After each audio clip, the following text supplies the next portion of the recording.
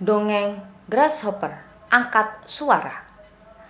Penulis Kong Sok Keng. Ilustrator Hin Kyung Mian. Let's read the Asia Foundation. Belalang, katak, dan jangkrik senang sekali berlarian dan bermain di padang rumput yang hijau setiap hari. Suatu hari, teman-teman belalang tidak enak badan dan memutuskan untuk tetap di rumah. Belalang pikir itu bukan masalah besar. Dia berlari keluar untuk bermain. Namun, hari berikutnya teman-teman belalang tidak ada di padang rumput. Ia mencari mereka kemana-mana, tetapi tidak menemukan. Jadi, belalang memutuskan untuk terbang pulang ke rumah sendirian. Dalam perjalanan, ia melihat jangkrik sedang menyemprotkan bahan kimia ke tanaman yang sedang ditanam untuk dimakan. Ada beberapa wadah bahan kimia kosong terapung di sungai. Tadinya belalang ingin berhenti untuk menyapa temannya. Namun ia masih kesal karena jangkrik tidak datang untuk bermain. Jadi dia terus terbang. Beberapa hari kemudian belalang menemui jangkrik. "Kemana saja kamu selama ini?" tanya belalang. "Mengapa kamu tidak bermain di padang rumput?" "Oh, perut dan kepalaku sangat sakit. Aku hanya bisa berjalan pelan," keluh jangkrik. Belalang mengkhawatirkan temannya. "Kamu mungkin telah memakan sesuatu yang beracun. Ayo kita ke dokter." Belalang membantunya berjalan. Namun saat mereka sampai di sungai, jangkrik terlalu lemah untuk terbang menyeberang. Belalang menemukan sebuah ranting untuk digunakan sebagai jembatan. Jangkrik mulai berjalan menyeberangi sungai, tetapi ia terpeleset dan jatuh. "Tolong, aku akan jatuh ke air," tangisnya. Belalang meraih ranting itu untuk mencoba menyelamatkan jangkrik. "Pegang erat-erat," teriak belalang. Jangkrik merosot di ranting. "Aku sudah tidak kuat lagi."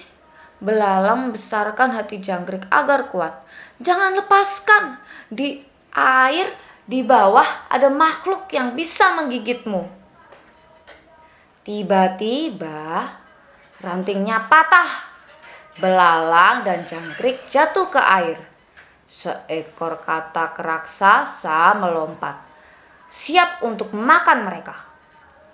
Tepat pada saat itu, belalang berteriak, "Berhenti katak, ini kami teman-temanmu." "Oh, aku tidak tahu itu.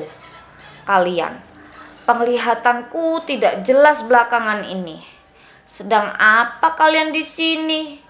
Belalang dan jangkrik merayap naik ke daun teratai terdekat. "Kami mau ke dokter.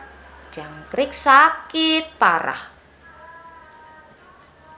"Mungkin aku harus ikut juga," kata katak. "Penglihatanku terganggu dan ada ruam yang aneh di kulitku." Belalang mengerti apa yang sedang terjadi. Ia memutuskan untuk berbicara. "Jangkrik, aku khawatir bahan kimia yang kamu semprotkan ke tanaman tidak sehat untuk makananmu. Wadah yang dibuang ke air telah melukai mata dan kulit katak." Jangkrik merasa sangat bersalah karena telah menyebabkan begitu banyak masalah. "Tidak apa-apa, jangkrik," kata katak sambil tersenyum. "Kita akan membersihkannya. Tapi pertama-tama mari kita pergi ke dokter sehingga kita semua akan merasa lebih baik." Setelah sehat kembali, jangkrik membersihkan sampah dan limbah dari air. Ia mempelajari cara-cara baru untuk merawat tanamannya sehingga tidak memakai bahan kimia yang berbahaya. Nah, dari sini kita sudah tahu nih kalau pemakaian bahan kimia yang kita semprotkan di tanaman yang ada di ladang itu dapat merusak lingkungan, bisa membahayakan hewan lain ataupun makhluk lainnya, bahkan bisa mencemari lingkungan loh. Nah, sebaiknya gunakan bahan-bahan herbal, bahan-bahan alami untuk merawat tanaman kita.